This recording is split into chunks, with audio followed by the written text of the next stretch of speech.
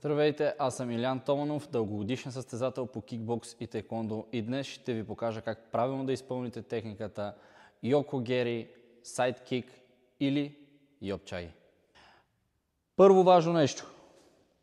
От гард. Задния крак преминава зад предния крак с пета, сочеща отново противника или целта ни. Може да не е противник, може да е цел. Повтарям, заден крак минава зад предния с пета, сочеща противник. Хоп. Второ важно нещо. След като сме изнесли задния крак, следващото движение е десния крак излиза сгънат. Хоп. Това нещо. Едно, две. Едно, две. Третото и едно от най-важни неща при изпълнението на този удар е вкарването на силата чрез таза. Това, което го говорим всеки път.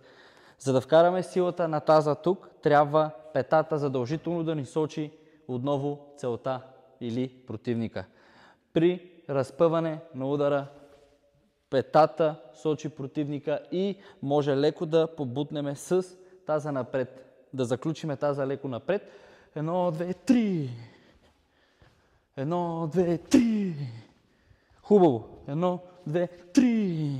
И четвърто важно нещо при изпълнение на тази техника е ударната повърхност, а именно резецът. Пръстите трябва да са свити и ударът се изпълнява с ударната повърхност резецът.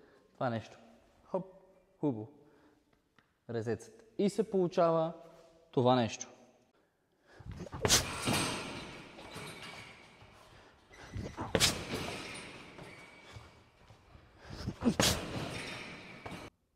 Ако съм ви бил полезен или ви е харесал, моля, последвайте канала ми в YouTube, Илиян Томанов на латиница и харесайте видеото. Благодаря ви.